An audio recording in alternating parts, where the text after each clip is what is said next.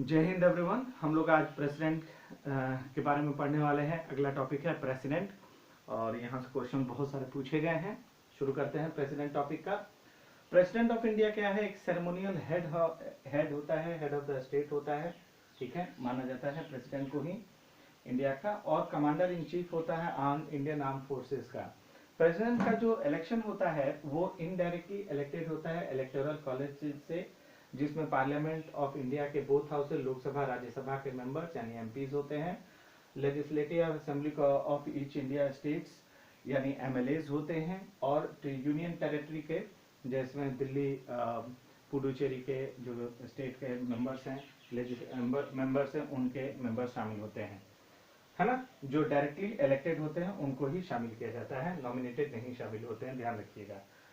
Article 53 क्या कहता है? Constitution of India state that the president can exercise his power directly या तो पावर डायरेक्टली प्रेसिडेंट पावर को एक्सरसाइज करे, या अब सबऑर्डिनेट अथॉरिटी जिसमें with few exceptions all of the executive power vested in president are in practice exercised by the prime minister। Prime minister president के behalf पर उसके शक्तियों का इस्तेमाल करते हुए, ठीक है, काउंसिल मिनिस्टर की मदद से ये करता है, रूल करता है। ध्यान रखिएगा, president head of the state है, लेकिन प्रेसिडेंट के लिए कंपल्शन है कि वो काउंसिल ऑफ मिनिस्टर, जिसमें प्राइम मिनिस्टर भी शामिल होते हैं, prime minister council of minister के एडवाइस पर ही कार्य करें, ये उनके लिए वो बाउंड होते हैं, है ना। Bound by the constitution to act on the advice of the prime minister and the cabinet as long as the advice. ध्यान रखिएगा। फिर आइए देखिए, प्रेसिडेंट के कुछ पावर्स हैं, कुछ ड्यूटीज हैं। सबसे पहला लेजिस्लेटिव पावर। लेजिस्लेटिव पावर में वो समन कर सकता है या सस्पेंड कर सकता है या डिसॉल्व कर सकता है लोकसभा को समन यानी बुलाना, तो ये उसका लेजिस्लेटिव पावर है। साथ में वो बिल पर जब तक सहमति नहीं देगा तब तक से वो लॉ नहीं बन सकता, तो ये उसका लेजिस्लेटिव पावर होता है। एग्जीक्यूटिव पावर है, हेड ऑफ द स्टेट होता है आपका प्रेसिडेंट, और सारे एग्जीक्यूटिव्स का भी हेड होता है प्रेसिडेंट, ठीक है। तो प्रेसिडेंट को अपने आप में चूंकि वो हाईएस्ट पोस्ट होता है एग्जीक्यूटिव्स में, तो उसके पास कुछ एग्जीक्यूटिव पावर है ना, अपॉइंट करने का भी है, तो ये है एग्जीक्यूटिव पावर्स, ठीक है। फिर नेक्स्ट है जुडिशियल पावर। जुडिशियल पावर के तहत किसी भी तरह का, जैसे इनके पास होता है एक पोस्ट होता है आपको अटॉर्नी जनरल का, जो अटॉर्नी जनरल इनको कानूनी पहलू पर एडवाइस करता है, ठीक है। तो जुडिशियल पावर में इनके पास सीजीआई को अपॉइंट करने का, हाई कोर्ट के जजेस को अपॉइंट करने का पावर इनको होता है। अपॉइंटमेंट पावर्स में कुछ और देखते हैं, जैसे governors of the state, chief election commissioner, controller and auditor general, attorney general, IAS, IPS, IFS, इस तरह से करके हाई कमिश्नर्स हैं। इस तरह से करके एक लंबी सूची है, लिस्ट है, जिनको की अपॉइंटमेंट कर सकता है प्रेसिडेंट। फाइनेंशियल पावर में एक फाइनेंशियल कमीशन होता है जिसकी जिम्मेदारी होती है, फाइनेंस से रिलेटेड जिम्मेदारी होता है, ठीक है। वो फाइनेंशियल कमीशन को अप्रूवल कौन देता है? फाइनेंशियल अप्रूवल प्रेसिडेंट देते हैं। इवन दो फाइनेंशियल पावर में प्रेसिडेंट के ही ये अप्रूवल की आवश्यकता होती है। कोई फाइनेंशियल बिल को अगर आपको लाना है पार्लियामेंट में, तो उसके लिए पहले रिकमेंडेशन प्रेसिडेंट से चाहिए होता है। फिर डिप्लोमेटिक पावर्स में है कि किसी भी दूसरे देश के साथ आपको किस तरह से रिश्ता रखना है, उनके साथ कोई भी अगर बाहर से हेड ऑफ द स्टेट आ रहे होते हैं दूसरे देश के, तो इंडिया में उनका स्वागत प्रेसिडेंट ही करते हैं। उनके साथ किस तरह का इंडिया का रिलेशन होगा, तो वो प्रेसिडेंट ही वो तय करते हैं। Getting my point? तो ये डिप्लोमेटिक पावर्स है प्रेसिडेंट का। मिलिट्री पावर्स आप जानते हैं कि इंडियन आर्म फोर्सेस का जो हेड होते हैं वो प्रेसिडेंट ही होते हैं। साथ में आपको इसी में अगर मान लीजिए वॉर डिक्लेयर करना है तो वो प्रेसिडेंट ही करेंगे, पीस डिक्लेयर करना है तो वो प्रेसिडेंट ही डिक्लेयर करते हैं मिलिट्री पावर्स में। डिप्लोमेटिक पावर, पार्डनिंग पावर्स में हम क्या कहते हैं कि अगर मान लीजिए किसी मिलिट्री ट्रिब्यूनल में किसी को सजा मिला हुआ है तो उसको माफ करने का, किसी को डेथ सेंटेंस मिला हुआ है तो उसको माफ करने का अल्टीमेट अधिकार सुप्रीम कोर्ट के आदेश के बाद भी अगर कोई अगर डेथ सेंटेंस से बचना चाहता है तो वो अपना एप्लीकेशन भेजता है, प्रेसिडेंट को ही भेजता है, ध्यान रखिएगा। तो उनके पास क्षमा करने का अधिकार लास्टली होता है।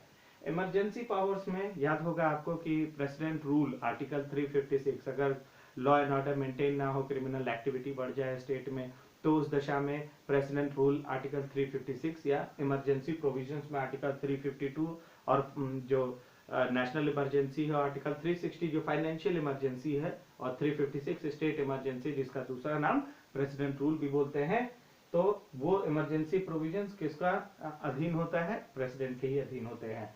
तो ये पावर्स हैं। सिलेक्शन प्रोसेस देखिएगा, आर्टिकल 58 में बताया गया है सिलेक्शन किस तरह से होगा कि कम से कम वो सिटीजन ऑफ इंडिया होना चाहिए, 35 इयर्स का एज या उससे ऊपर होना चाहिए, इतना क्वालिफाइड होना चाहिए जिसमें कि वो लोकसभा का मेंबर बन सके, ठीक है।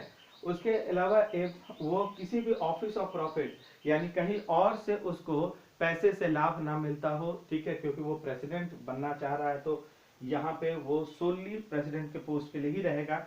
ओथ ऑफ इंफॉर्मेशन, यहाँ से सवाल ये बनता है कि जो प्रेसिडेंट को ओथ कौन दिलाता है? याद रखिएगा, प्रेसिडेंट को ओथ दिलाता है सीजेआई ऑफ इंडिया, ठीक है ना। इसके अगर सीजेआई नहीं है तो उनके एब्सेंस में सीनियर मोस्ट जज of supreme court he oath दिलाते। ओथ ये है, आप देख सकते हैं, पॉज करके पढ़ भी सकते हैं।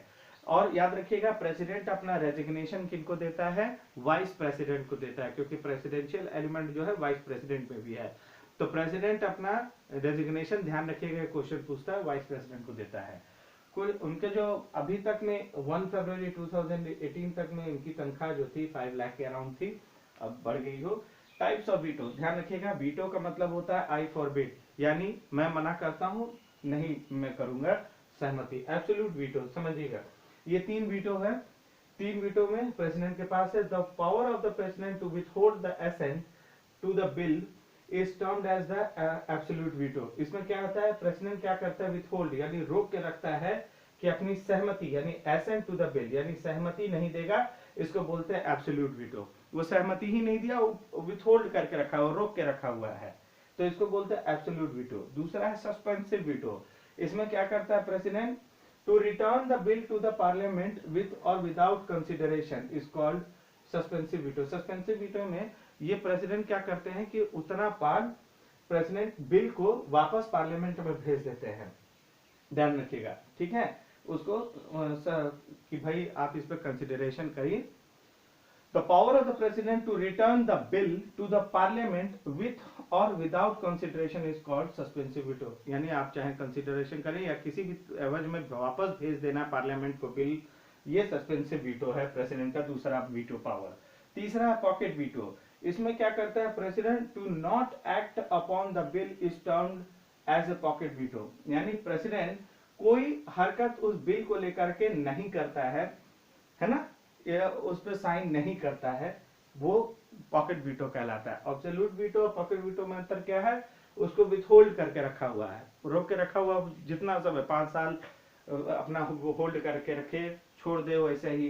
पॉकेट वीटो में क्या है कि उस समय मांग था, जरूरत था कि उस समय उनका सहमति मतलब सिग्नेचर की आवश्यकता थी, तो क्योंकि बिल को लॉ बनना था, लेकिन उन्होंने एसेंट नहीं दिया है, मतलब उस पर कोई ऐसा एक्ट उन्होंने नहीं किया है, वो पॉकेट वीटो है, होल्ड करके वैसे ही पड़ा हुआ है।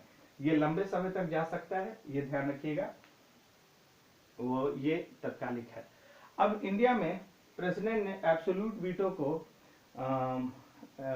इस्तेमाल किया है। 1954 में doctor Rajendra Prasad as a president और 1991 में प्रेसिडेंट आर वेंकट रमन ने इसका इस्तेमाल पॉकेट वीटो का, सॉरी पॉकेट वीटो नहीं, एब्सोल्यूट वीटो का इस्तेमाल किया हुआ है। तो वीटो क्या है? ये प्रेसिडेंट के पास ये ताकत है कि वो बिल को सहमति दे या ना सहमति दे या वापस भेज दे, ध्यान रखिएगा। फिर आइए नेक्स्ट है आपका इम्पीचमेंट। इम्पीचमेंट, प्रेसिडेंट का इम्पीचमेंट के लिए, ठीक है, इम्पीचमेंट महाभियोग यानी उनको हटाने की प्रक्रिया। अगर मान लीजिए प्रेसिडेंट अनकॉन्स्टिट्यूशनल बिहेव करता है तो उसे महाभियोग या इम्पीचमेंट के द्वारा हटा सकता है, ठीक। इसके लिए जरूरी है कि the charges are contained in a notice that has to be signed by at least 1/4 of the total member of the house, यानी 1/4 total member of the house अगर साइन करके देंगे तब जाकर के इम्पीचमेंट की कार्यवाही शुरू होगी, ठीक है। और इनको 14 डेज का नोटिस जाएगा, 14 डेज का समय दिया जाएगा और इनको अपनी बात रखने की मौका दी जाएगी काउंसिल के थ्रू। और चाहे तो अपनी बात रख सकते हैं कि भाई उसमें अनकॉन्स्टिट्यूशनल क्या था या उनके बिहेवियर में क्या था, ठीक है, वो अपनी बात रख सकते हैं। लेकिन a resolution to impeach the president has to be passed by 2/3 majority of the total number of member or in the originating house। यानी शुरुआत में तो 1/4 पीपल ने खाली साइन करके दिया कि इम्पीचमेंट प्रोसेस को शुरू करना है। क्यों? क्योंकि प्रेसिडेंट ने कुछ अनकॉन्स्टिट्यूशनल बिहेवियर शो किया है।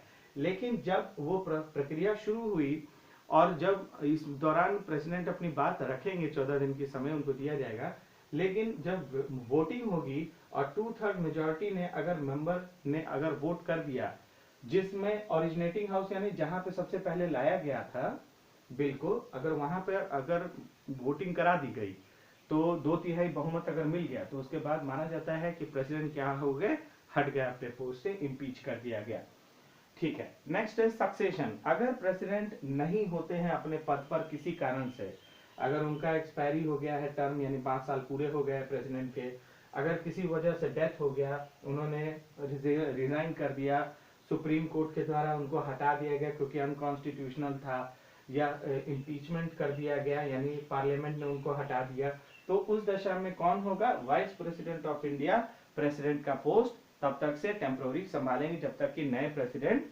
ऑफिस में नहीं आ जाते। भारतीय प्रेसिडेंट सबसे पहले डॉक्टर राजेंद्र प्रसाद पहले प्रेसिडेंट हुए, ये 2 टर्म के लिए थे, ठीक है, सबसे लंबे समय के लिए रहे हैं। और ये कॉन्स्टिट्यूएंट असेंबली के भी प्रेसिडेंट थे, याद रखिएगा। लीडर थे इंडियन इंडिपेंडेंस मूवमेंट के, भारत रत्न इनको मिला 1962। सर्वपल्ली राधाकृष्णन को तो हम सारे लोग जानते हैं, इन्हीं के जन्मदिन पर हम लोग मनाते हैं टीचर्स डे। भारत रत्न मिला था 1954 में। ये बीएचयू के भी रह चुके हैं vice chancellor, Andhra Pradesh university में भी थे। डॉक्टर जाकिर हुसैन पहले भारत के मुस्लिम प्रेसिडेंट हैं, इन्हीं के प्रयासों से जामिया इस्लामिया यूनिवर्सिटी भी बनी है। और ये प्रेसिडेंट थे और अपने प्रेसिडेंशियल रहते हुए में ये अपने डाइड, ये उनका डेथ हो गया था अनफॉर्चुनेटली। तो तब के वाइस प्रेसिडेंट बीवी गिरी साहब को एक्टिंग यानी कुछ समय के लिए प्रेसिडेंट का पोस्ट संभालना पड़ा था, लेकिन बीवी गिरी साहब ने फिर वो वाइस प्रेसिडेंट का पोस्ट छोड़ दिया। उस समय जो सीजेआई थे, उस समय के हिदायत सीजेआई थे supreme court, after the chief justice of the supreme court Mohammad Hidayatullah became acting president from 20 July 1967। तो जस्टिस हिदायतुल्लाह सीजेआई ने फिर जिम्मेदारी संभाली थी। तो बीवी गिरी साहब ने क्या किया, पहले एक्टिंग प्रेसिडेंट हुए क्योंकि डॉक्टर जाकिर हुसैन का डेथ हो गया था, तो कुछ समय के लिए संभाले। फिर इन्होंने अपने पोस्ट वाइस प्रेसिडेंट के पोस्ट छोड़ करके ये प्रेसिडेंट बने। तब तक से सीजेआई जो थे जस्टिस हिदायतुल्लाह, वो आपको बने भारत के 1 महीने के लिए अराउंड, वो बने भारत के प्रेसिडेंट का पोस्ट का जिम्मेदारी संभाले। इसके बाद आइए Fakhruddin Ali Ahmed 5th president of India हैं और इन्हें 2nd प्रेसिडेंट हैं जिनकी डेथ हुई एज ए प्रेसिडेंट के पोस्ट पे रहते हुए। उस समय बीडी जत्था जो थे वो एक्टिंग प्रेसिडेंट के तौर पर, उस समय वो वाइस प्रेसिडेंट थे, वो एक्टिंग प्रेसिडेंट का भूमिका में आए, मतलब उनकी जिम्मेदारियों को तब तक से संभाले जब तक से नए प्रेसिडेंट ना आ गए। Neelam Sanjiva Reddy only president of India who elected unopposed, यानी कोई इनका विरोधी नहीं हुआ, ये सर्वसम्मति से चुने गए। 6 प्रेसिडेंट थे। ये chief minister of Andhra Pradesh भी रह चुके हैं और directly elected to the post from Lok Sabha speaker and became the youngest president who occupied Rashtrapati Bhavan. मेरे ख्याल से ये सब उस समय सबसे यंगेस्ट थे राष्ट्रपति भवन में राष्ट्रपति बनने वाले। लोकसभा स्पीकर भी ये रह चुके हैं and contested twice for the post of president. बेचारे 2 बार प्रेसिडेंट के कैंडिडेट पद के लिए 2 बार ये इलेक्शन के लिए अपने नाम को भी दिया था इन्होंने। ज्ञानी जैल सिंह के देखते हैं, first Sikh president of India. ठीक इन्हीं के समय में ये चीफ मिनिस्टर ऑफ पंजाब भी रहे हैं और मिनिस्टर रहे हैं सेंटर में भी, ठीक है। इन्होंने पॉकेट वीटो एक बार इस्तेमाल किया था, एक बिल था इंडियन पोस्ट ऑफिस बिल, उसको पर पॉकेट वीटो का इस्तेमाल किया गया था। इन्हीं की प्रेसिडेंसी के समय ऑपरेशन ब्लू स्टार, जो स्वर्ण मंदिर में अनवांटेड पीपल जो घुस गए थे और जो खून खराबा हुआ था स्वर्ण मंदिर गोल्डन टेम्पल में, इन्हीं के दौर में हुआ था। और इंदिरा गांधी एंटी सिख राइट्स 1984 में इन्हीं के टाइम में हुए थे, ध्यान रखिएगा।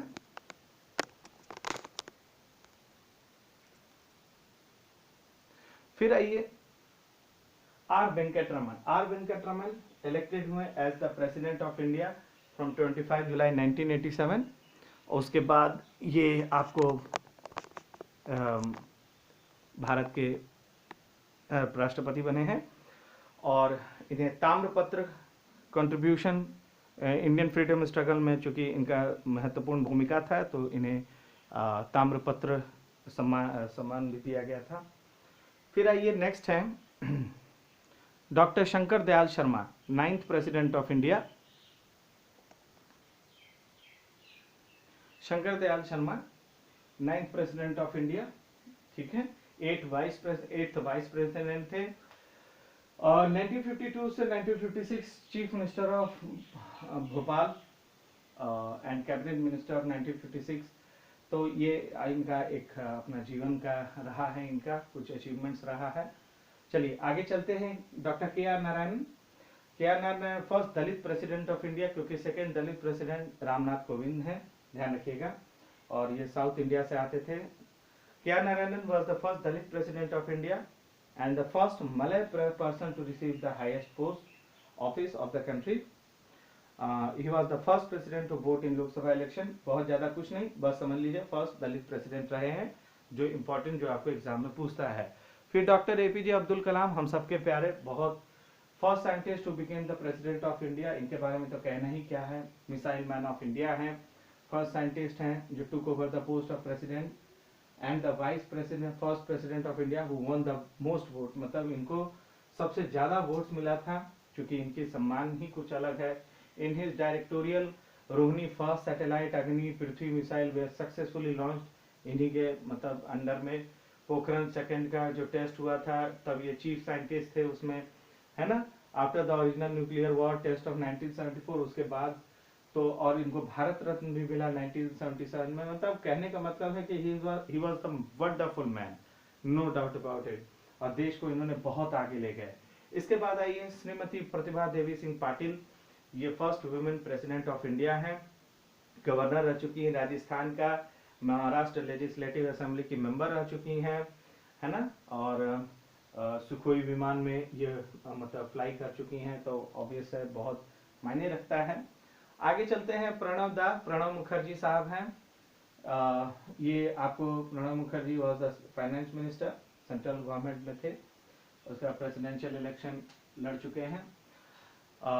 इन्हें सेकेंड हाईएस्ट सिविलियन ऑनर 2008 पे पद्म विभूषण भी मिला हुआ है प्रणब मुखर्जी।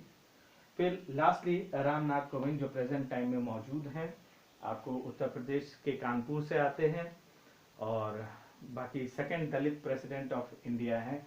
तो इस तरह से ये सारे प्रेसिडेंट्स के बारे में हमने देखा, डिफरेंट प्रेसिडेंट 1947 से लेकर 1920 तक, 2020 तक ये सारे प्रेसिडेंट्स हैं जिनका टेन्योर आप देख सकते हैं।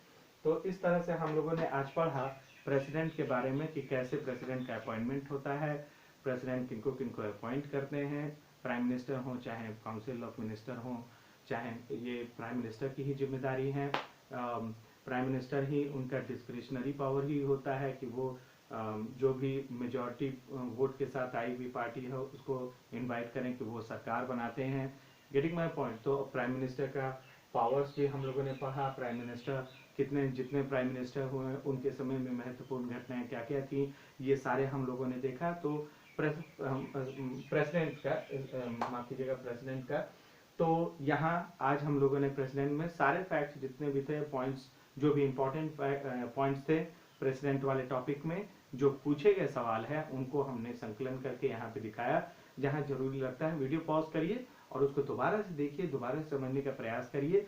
आप प्रेसिडेंट के बारे में जितनी बातें हैं वो इस वीडियो में आप सीख जाएंगे, समझ जाएंगे। चलिए आज के लिए बस इतना ही, फिर मुलाकात होगी। पढ़ते रहिए, एंजॉय करिए। सोशल साइंस बहुत इंटरेस्टिंग टॉपिक है, इसमें कहीं से भी नहीं, ये सारी चीजें आपको जाननी चाहिए। आज के लिए बस इतना ही। जय हिंद एवरीवन।